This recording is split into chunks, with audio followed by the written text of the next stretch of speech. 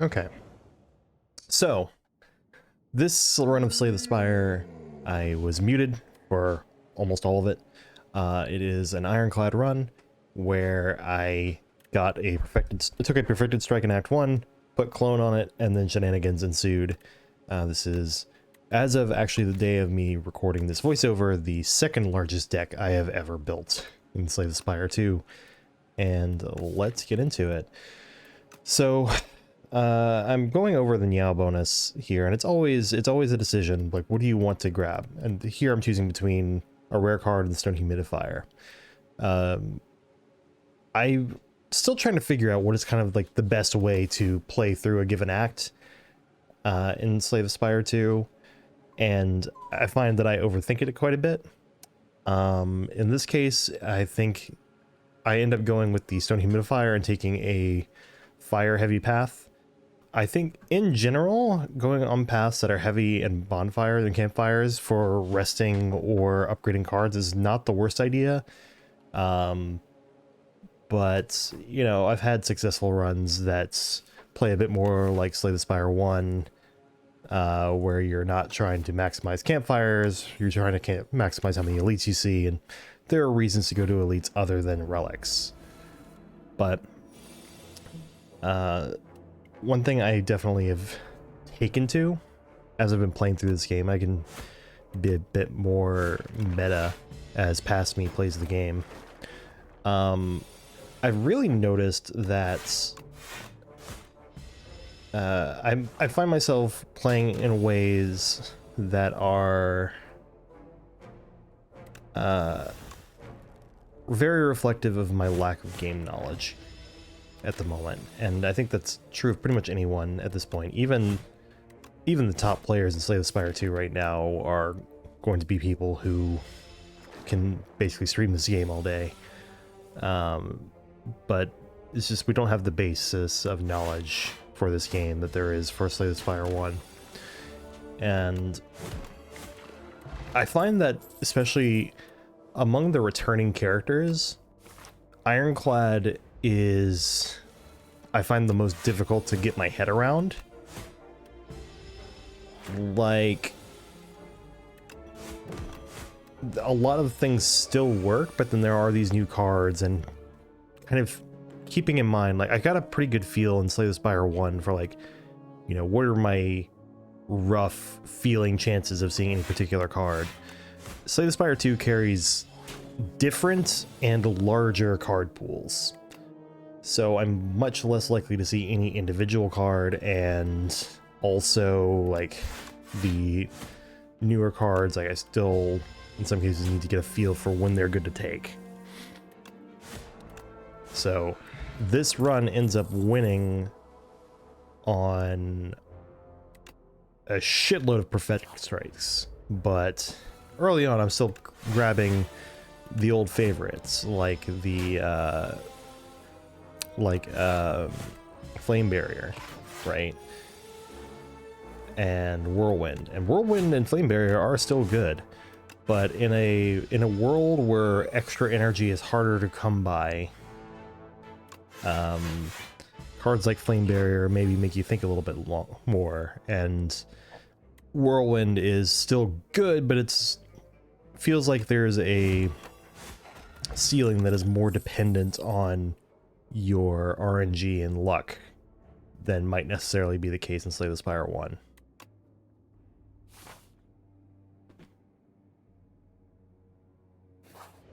As I go through here, you know, the typical thing with Ironclad is you trade damage to do more damage, and you heal.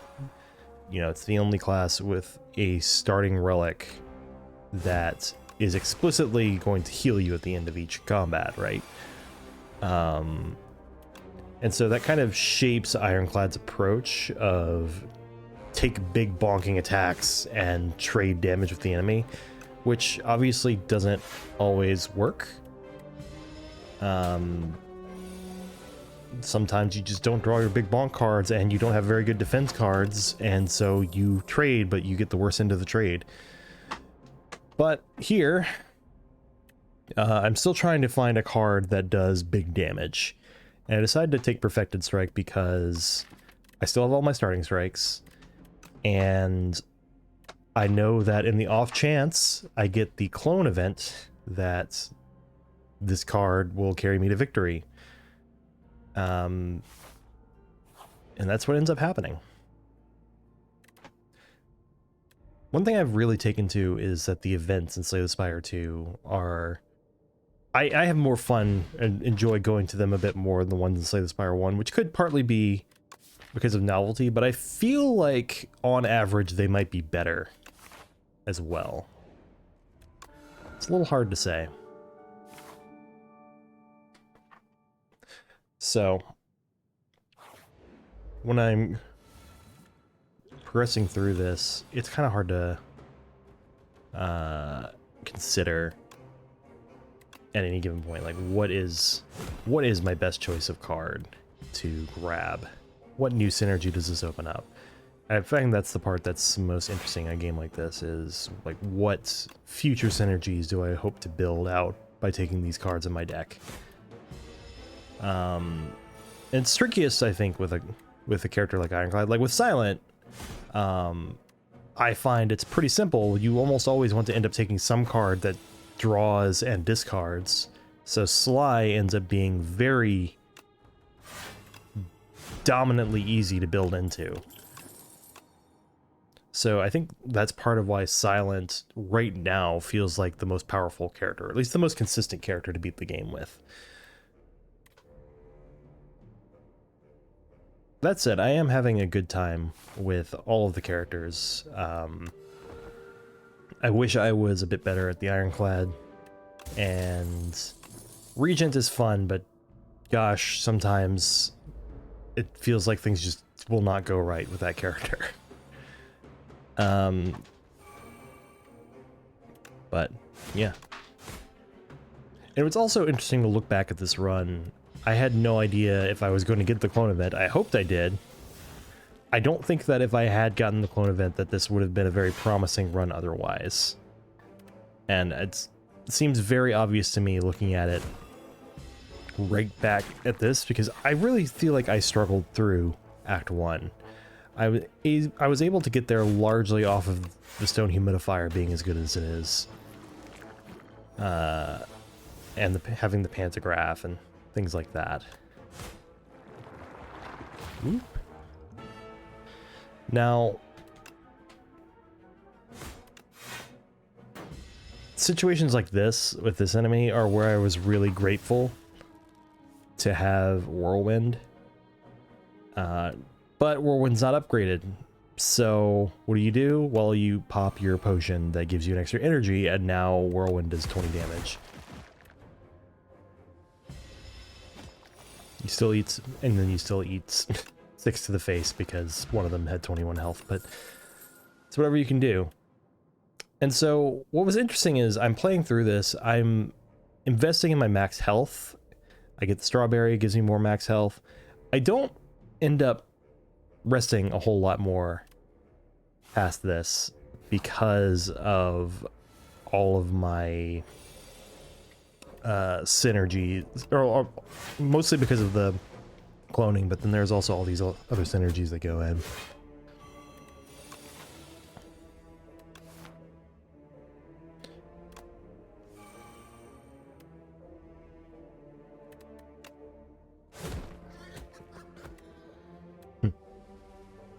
When I'm fighting these three, I find killing the guy with the pig is probably a smart decision. Killing him first, that is. He gives you frail, but then of course sometimes this happens where now you're frail and you're stuck with the other two, dealing with the other two. That said, they don't have that much health, so it's not too big a deal to get through them.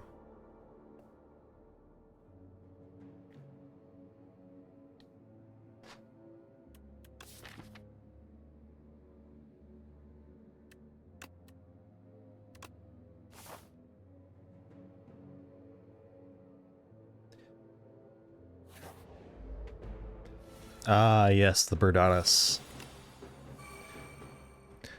The one thing that's very odd to me is, with the exception of the parasite thing, most of the elites in this version of Act 1 are damage races. Obviously you've got the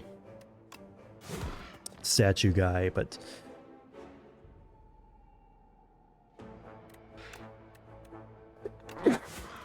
the way Berdanus scales after you, it can be quite scary to run into early on. Of course, by this point, my deck is strong enough to give me false impressions of how ready I actually am for the boss.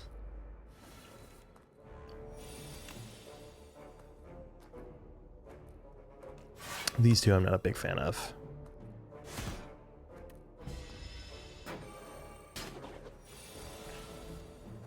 I can remember in Slay the Spire 1 on occasion running into situations where I would have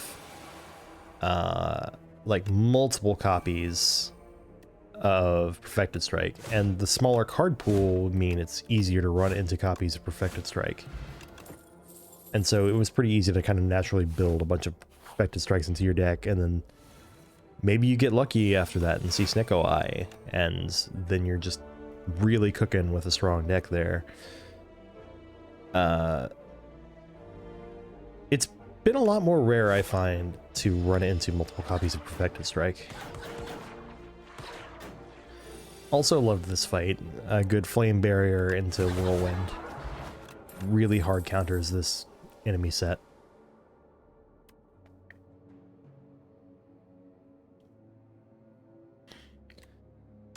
Of course, at this point, I am thinking, like, if I survive this boss, it's going to be purely off of going in with more HP than a character can start with. Honestly, I don't think Whirlwind was a wrong choice. I don't think Whirlwind's a wrong choice to upgrade. However, had I known that Clone was coming, I would have upgraded the Perfected Strike. But I didn't, so it's an upgraded Perfected Strike that gets cloned. But I certainly cloned it enough that I was better off cloning it than not. Than upgrading it than cloning it. So this fight is interesting. The boss will just charge at you and just keep gaining strength each turn until you get it to about half health, and then it's going to be stunned, and then it's going to let out a piercing cry that causes you to only be able to play one card on the following turn. And then it kind of starts going to like attack you, attack, buff itself, pause to shriek, and continue on. So it buffs itself slower in the second half of the fight, and any buffs it gets from the first half of the fight are reset when you get it below the threshold. This card, Drum of Battle, is also very interesting. It's a little scary to play because you don't have much control over the cards that get without a headbutt that's being kind of just reused over and over. You don't have a lot of cards that you have a lot of control over, like what is being actively exhausted. So you can get really hairy if you're not careful here. This one, seeing how close I am, I think playing the Fiendfire there is probably not wrong. However, with the Flame Barrier, I could block most of the damage incoming anyway, and it was fine.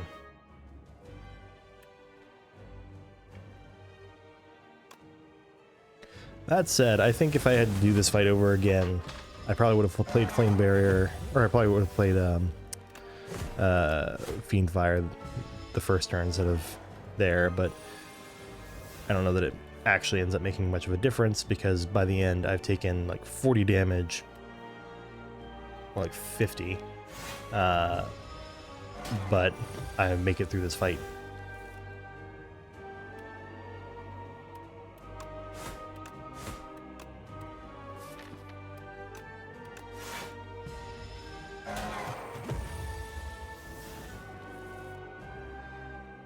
And of course, by the end, it's very scary to be down to just a handful of cards because of all the exhaustion, but we get there.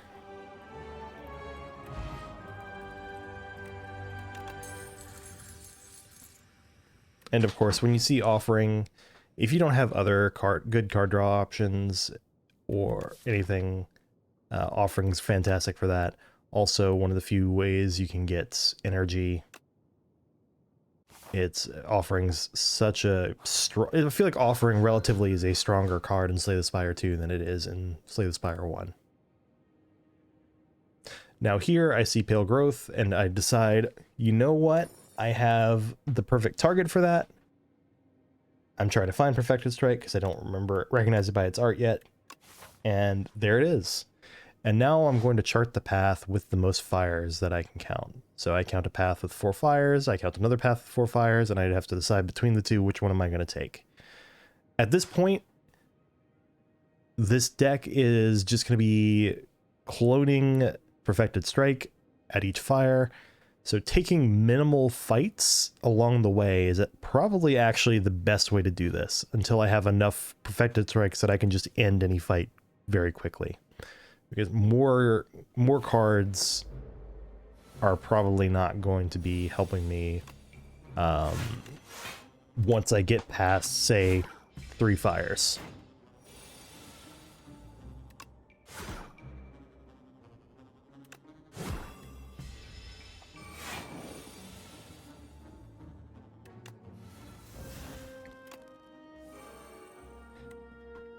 And here I'm deciding whether to use Fiendfire, which I'm very tempted by, but I stop and do the math first.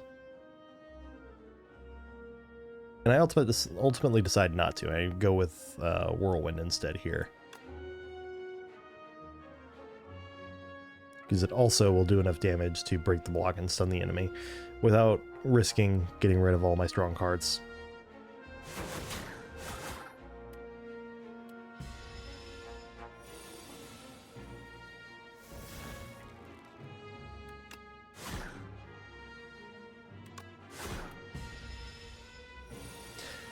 This is the part where this character really starts to not want to have to trade so much with the enemy. I see this Rampage here, I actually remember this, and got excited because I thought it was Stampede. They both feature the bird on them, interestingly enough. But that's part of it. So Rampage, Stampede, kind of similar kind of concepts. They both feature the green bird on them. And then I read the card. I was like, oh wait, that's Rampage. It's not Stampede, so don't go with that one. Nectar, I just thought about it for a moment, decided to improve my chances of surviving because I knew if I could make it to these fires, I have basically won this this Ascension. Flame Barrier just being a good card here. And then look at that. They can only take 9 per hit, but they all have less than 24 hit points, so Whirlwind, still a good card. I don't know how I feel about so many enemies, about there being enemies, not so many, but there are enemies in Slay the Spire 2 that can only take so much damage per turn or per hit. And it's like it's one of the most annoying features of the heart. And so it's kind of weird that it's featured so prominently in the cockroaches and the colony and the Doc's version of Act 1 and all that stuff. This enemy I've had some really, really bad times with. Sometimes this enemy is just a run-ender. And then I've also had times where I just stomp it really quickly. This is kind of one of those scenarios I'd say that's kind of in between, where my deck was strong enough to take it out in exchange for taking a few hits along the way. And now we have our first cloning, so now there are 2 Perfected Strikes. But it's power scaling from here, and I don't mean in the weird, like, anime fan kind of way. I mean literally to the power of 2 to the power of whatever scaling. Each fire is another factor of 2, on the number of perfected strikes. By the end, we have hundreds.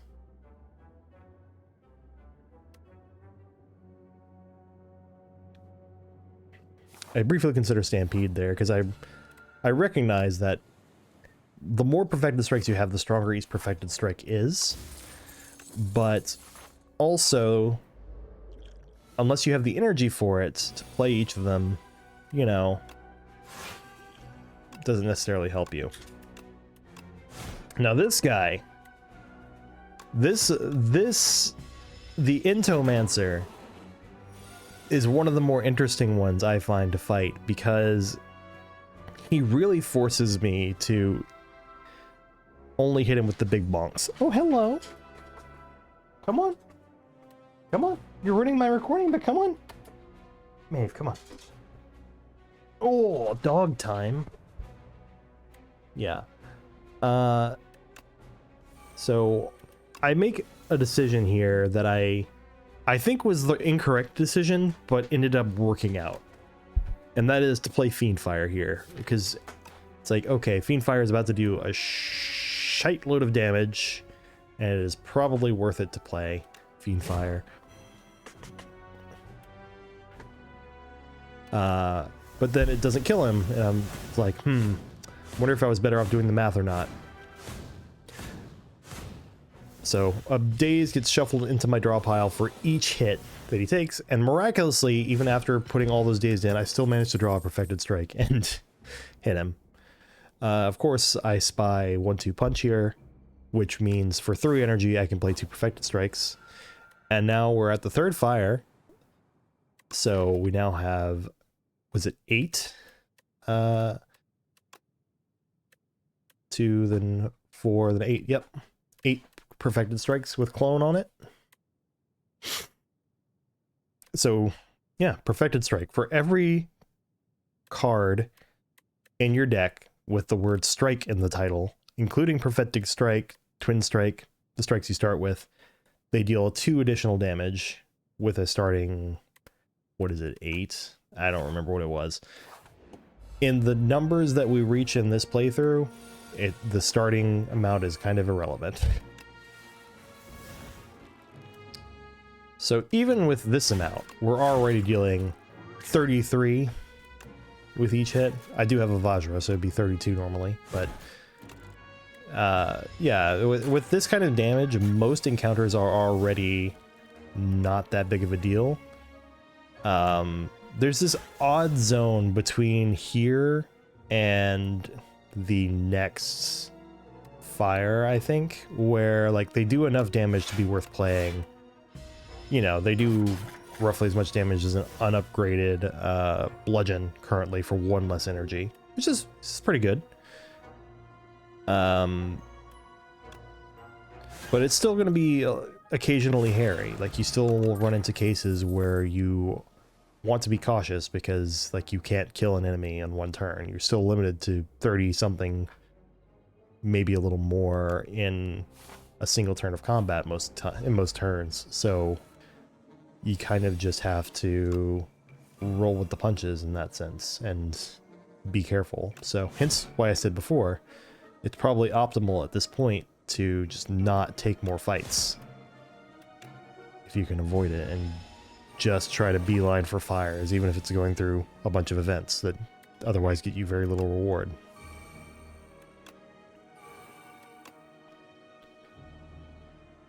But of course, the mummy hand coming in handy.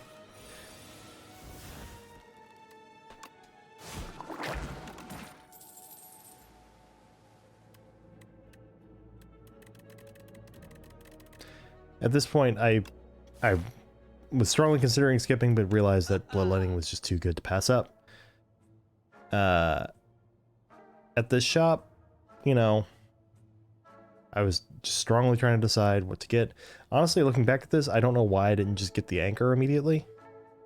Here I was noting that the bludgeon does less damage than my perfected strikes. There we go.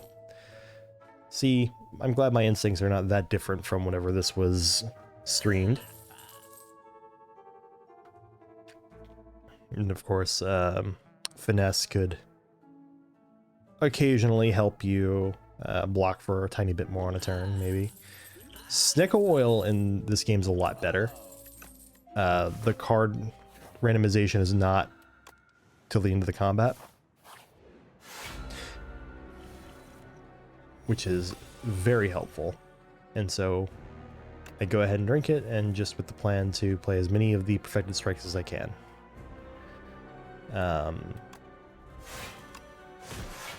73 after vulnerable is incredible.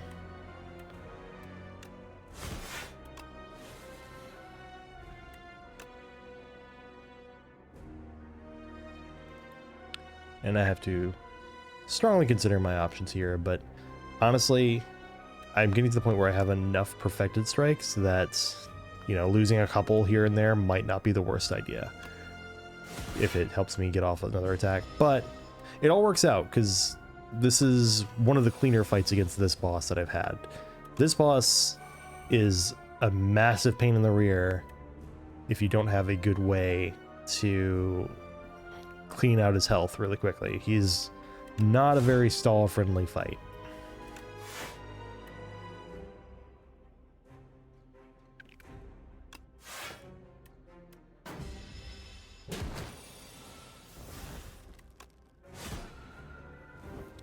And there we are.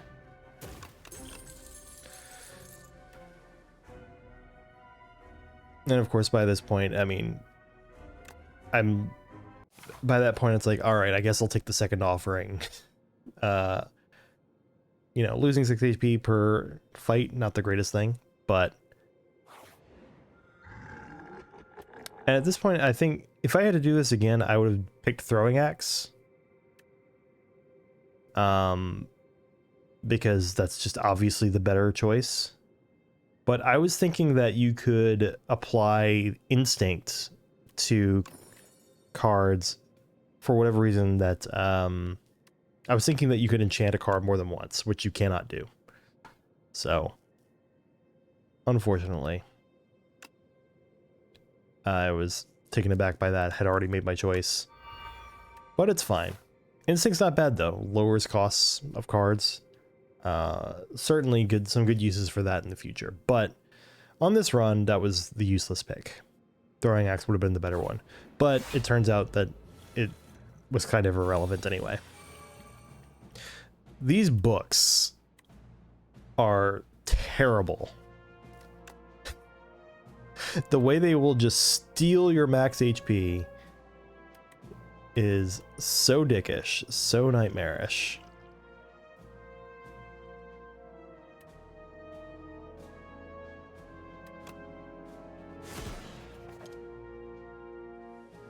And of course, not totally useless to get the Instinct on Bash to make it 1 cost. Now, we're also getting to the point where the deck has mostly perfected strikes, which means that whenever I use a card like Havoc, chances are much higher that it's going to play perfected strike. And if I get any other cards that say like draw cards or play the top card or exhaust the top card, the chances are much higher that it's going to be perfected strike. You know, if I'm looking back at this, I honestly should have picked Vajra. Because the 1 strength is just irrelevant in the grand scheme of the damage I'm doing. But, you know, like I said, this run won anyway, so I guess it didn't matter. Now, this was the first time I'd run into... I think this is the first time I ran into this particular event, and it's a really good one. You can either make a skill, an attack, or a power, depending on what the game's going to give you, and those can have various different effects. Ooh, my elbow just slipped on my chair. And, you know, I found that you're almost always going to get something good out of this event, out of the card you make in this event. Now, it's not always going to be a card you need urgently in your deck in that moment, but like I played one where I got a power that upgrades a card at the end of combat, for example. That's a pretty good one. I've gotten also a version where you get a power that lowers the cost of other powers by 1, which on like a defect run could be insane.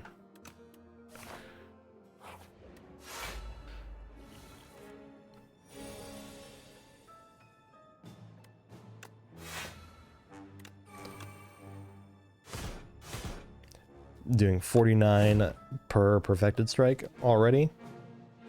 And at this point, it's just wise to grab 1-2 punch, because it's pretty obvious that you're more likely than not going to draw 1-2 punch and one of these perfected strikes that deal 49 damage. So right now my deck, I think, is set up well to work with the number of perfected strikes it has, and now is where it starts to just get ludicrous. So now we're at a 60-something card deck, and again, like 40 plus of those are perfected strike. And so it really doesn't take that many plays of perfected strike to take an enemy down. Like, each one of these is doing more than enough to take out one of these robots in one hit already. 81 damage. That's just crazy.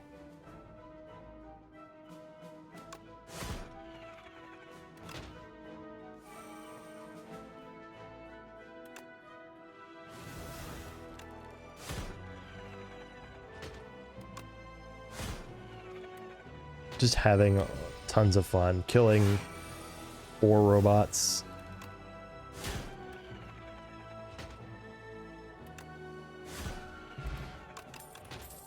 It's just ridiculous.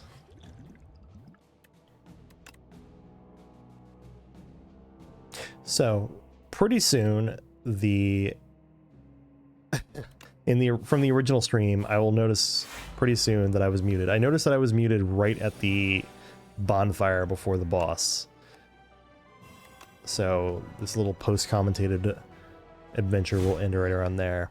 These 3, I can never decide if it's necessarily better to kill the upgrade guy first, or the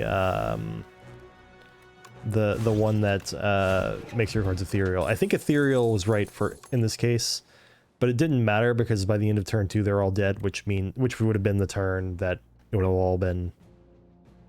That's the first turn that the ethereal effect is in play anyway, and it just didn't matter. Now, I'm at a point where I'm kind of curious if cloning is actually the correct thing to continue doing or not. And at 145 per hit, I'm like, okay, yeah, no, this is correct. This is a nice little comedy bit, seeing a random perfected strike in the wild. And I'm just being like, yeah, I'm gonna take that.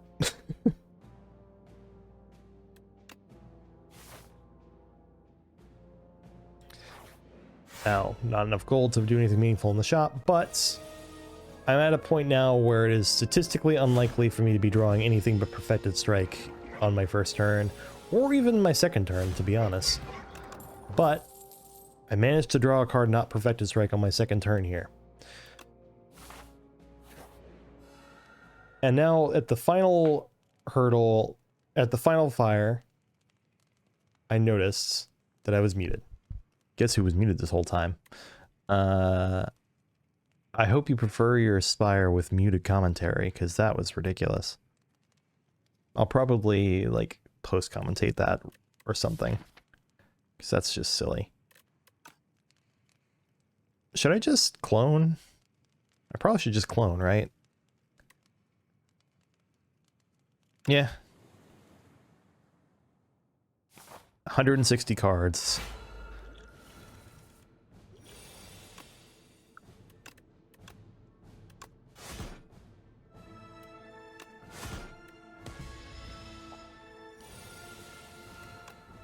Neat.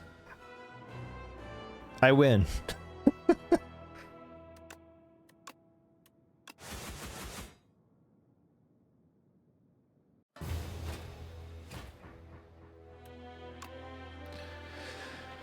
All right. Well fed, 17. Okay.